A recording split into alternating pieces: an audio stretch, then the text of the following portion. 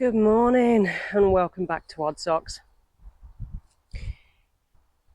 I'm down here quite early this morning again. It's a beautiful sunny Sunday morning, but I need to get on with a little bit about more harvesting. As I was looking around yesterday, I noticed that there was quite a lot of stuff that really does need picking. Now my spinach is coming to the end of this season, the early sowings that I'd actually sown. So I need to harvest majority of those. There's one or two that's just starting to bolt. So I need to harvest all my spinach leaves. I've got herbs that I need to harvest. A few strawberries too that I want to pick before the birds get to. And any other little tidbits that I've got around the allotment that needs to be harvested. And then I'm going to take them home and see what I can actually create in the kitchen. Harvesting the spinach and some of the herbs and things, I'm going to prep them in a way that I can actually use them, freeze them or store them. And I'll be showing that later in the video. Before the sun gets too warm, let's crack on and get this spinach picked so it doesn't wilt too quickly in the basket. I've got an angry magpie in the background that's not happy I'm down here this morning. I think I've disturbed his seed pinching time. Anyway, so this spinach really does need to be picked. I'm going to leave the middles to see if it will regrow. There's lots of things you can do with spinach. Some of these are quite small leaf, which is perfect for salads. So we will be having a nice little salad today as well. But they can also be used in cooking. Now, what I'm thinking hurts my brain. But what I'm thinking is making some spinach phyllo pastries with some feta cheese. I think these will be perfect for the freezer and not just for the one day. I'll also be storing and preparing these for a bit longer term. Now, whether that's just literally chopped up and put in the freezer, any other quick dishes that I can make, what I'm trying to do is just make sure that I don't waste any of this spinach. Now, if you've got something that's going to bolt or something like that, make sure you pick it and use it, freeze it in whatever way. There's loads of different recipes that if the product itself doesn't freeze very well on its own, you can actually make it into a dish and it kind of helps any issues with texture or taste. It's just a shame to see things going to waste. So I'm just going to get this spinach and then we'll move on to some herbs. Parsley is a fantastic herb to work with. It goes with so much. Anything from your parsley butters to stuffings to fresh salad. I actually like some of these leaves in a salad. It really does lift the flavour. I've also found a couple of cheeky strawberries. There's only one or two that's ready at the moment and they've got my name all over it. And I doubt very much that these are going to make it home. I want them to sit in the sunshine for a little bit longer yet. But this one is destined for me. Okay, that was a lot juicier than I thought. Could have choked and died live on camera. Wow, but oh my god, the difference in taste between growing your own strawberries and buying shop bought strawberries, it's worlds apart. It really, really is. The flavour, even when it's just warmed up slightly from the sun, the juices, that is crazy good. Now, that's all pretty much I've got to harvest at the moment. Within a couple of weeks, I've got broad beans that are this long at the moment. And they'll start filling and swelling over the coming weeks. My peas will start needing to be used soon. Now, I can actually use them now and treat them as mange too. But I haven't got any plans to use mange too at this precise moment in time. Plus, we've already got 3 bushes of mange too plants up there as well.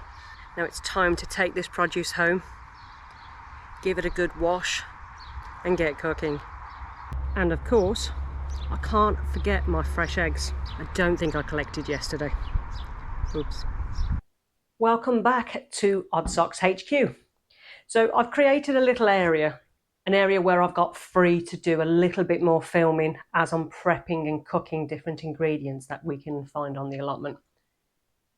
And I've decided I'm going to make some spinach and feta cheese parcels. Now I love the little saltiness of the feta in these little parcels, and they're extremely easy to make. Great for picnics, barbecues, snacks, main meals, however you want to eat them. They're absolutely delicious. And you only need a few ingredients too. So you need a good amount of spinach, 1 onion, 2 cloves of garlic. A lot of the recipes will require a preserved lemon. Now this is a really nice, unique taste, but I actually haven't got any preserved lemons left. So it will have to be the juice of a little lemon. I'm not going to use the whole lemon. I'm only going to squeeze probably a half or even just a wedge. But that lemon will really lift the flavours. So one of the first things you do after washing your spinach really, really well, because the last thing you want is grit in your food, you just need to roughly chop it. You don't want it fine, you just want to roughly chop. Take out any bad leaves or anything else that you find. We don't need that in the food. Now this looks like a lot of spinach, but if you've cooked spinach from fresh, it literally disappears. It's got an extremely high water content. Okay, I'm going to just pop that into the bowl. Next, you want to chop your onion and your garlic up finely, adding either butter or oil. In this recipe, I've used rapeseed oil. You want to cook that slowly and on a low heat, just to soften the onions and the garlic. You don't want to brown the onions, so you just need to soften it.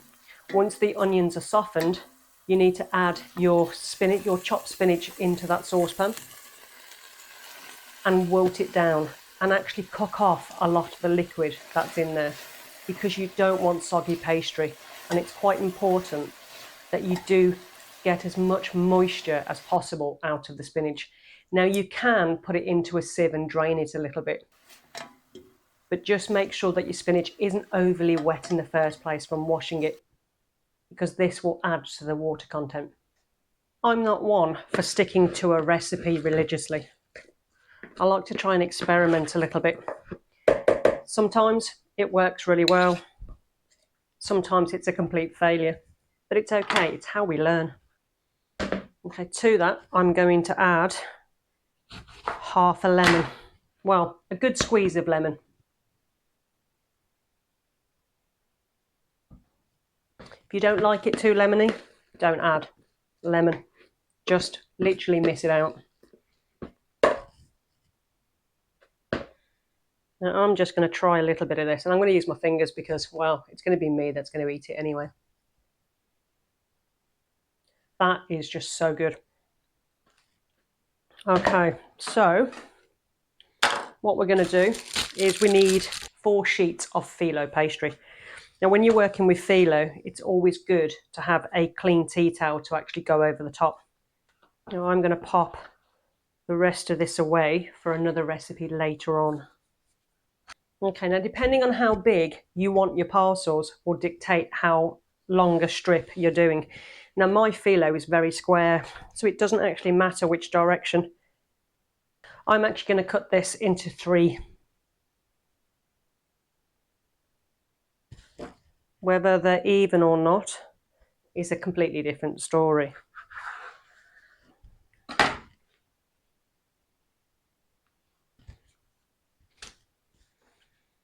So you've got your 3 lots to work with. If you really wanted to, you could put a little bit of dried chili into your feta and cheese mix. I quite like a little bit of chili flake. So these are some of the chilies that I actually grew last year, and I dried out in the oven, and we've been using them throughout the whole of the winter for our chilies and curries and things like that. Anything that we want a little bit of kick to. Now these are quite spicy, so I'm only going to put in half without touching my eyes. Now what you don't want to do is overfill your parcels. Now you need a little bit of melted butter. Taking one strip, because we're going to fold this down, and we just want a spoonful of the mixture, trying to get all those lovely ingredients inside. As we're folding it, we are just going from one corner to another, following the natural guideline of the actual pastry. And then you've got this little bit here, which we're going to pop a small amount of butter on that one and fold it over. And it's literally as simple as that. So I've got a baking tray ready to go.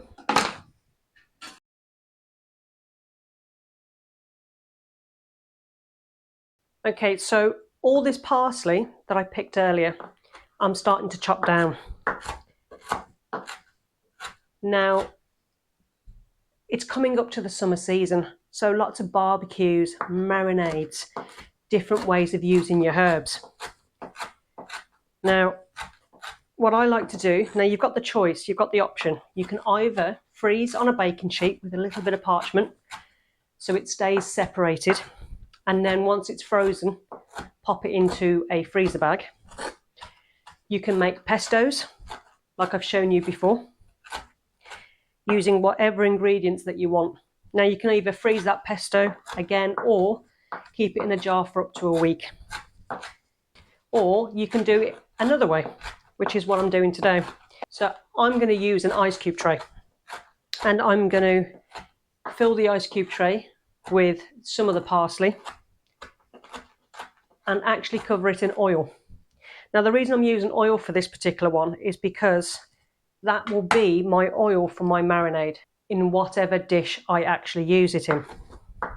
Now in this here, you could add all the ingredients that you actually wanted. So you could add, say, a bit of fresh chili, some garlic, lemon, anything that you want. But I'm going to keep it just literally parsley and oil, just so I've got more options of using it, different things. I can always add those ingredients later on. And all I'm going to do is push these in. Now you don't want to overfill your cubes, because you want to try and make sure that your parsley stays submerged. And we'll pop the rest in. But I want to stretch my flavours throughout the year as much as possible. And by doing things like this, it literally does extend the fruits of your labour. Now I'm just going to use some rapeseed oil, because again, I've said before, I prefer this flavour than olive oil or anything else. But if you want to use olive oil, you can use olive oil. As far as I'm aware, there's no issues with it. And you're literally going to top up each one. Now using a spoon will just help you just push down all that parsley into that oil. Now I use stems and everything else. I'm not fussy when it comes to my herbs. It all adds flavour. And that will do for that. Now all you need to do is put this in the freezer somewhere level where it's not going to spill everywhere. Again, that's why I use a little tray.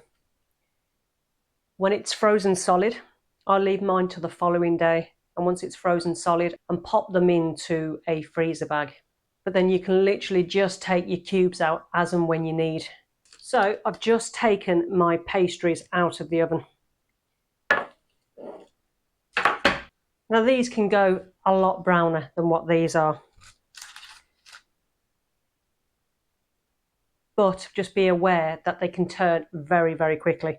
So I'm just going to literally open up one and see what it's like inside.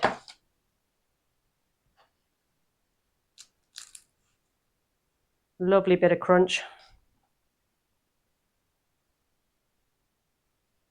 And you have the spinach and the feta in there as well.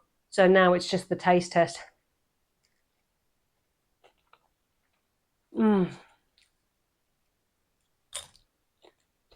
What's not to like about that? You get the zinginess of the lemon, the saltiness of the feta, and the smoothness of the spinach. Absolutely beautiful. Now that on its own is enough to grow spinach. But of course, there's loads of ways of using spinach. This is just one very, very simple way. Now, one of the reasons I made the small ones is so I can take some down to the allotment with me as snacks. Sorry, I can't leave that on the side. Got to eat it. So good. These are just small videos just to give you a little bit of inspiration on how to use some of your produce. It doesn't have to be the boring old way. All that kind of food has its place. But use your imagination a little bit. Making meals out of your produce and then putting them in the freezer is a great way of making those fresh vegetables last throughout the year. I'm just going to plate these up because I am really tempted to actually eat all of these. I think next time I'll do triple, maybe even quadruple the amount, because these would actually go into the freezer perfectly. All it needs is a little bit more colour on these and they'd be perfect. So again, it's just some inspiration. It doesn't have to be off your allotment. It can literally be anything that you've got excess of. If you see a load of reduced items in the supermarket, fresh fruit and veg, there's ways of using those to make them last before they actually go past their usable date. I'll be putting out a couple of cooking inspirational videos because I'm no chef. I'm not trying to pretend to be one. But I do like to make good use of the produce that I have. If this is something that you'd be interested in, be it how we grow on the allotment, harvesting, sowing, all that, or how we use some of that produce in our food. If you like and subscribe, this will keep you up to date with all future videos. This really does help the channel, which in turn helps me to be able to create more videos and hopefully some interesting tidbits.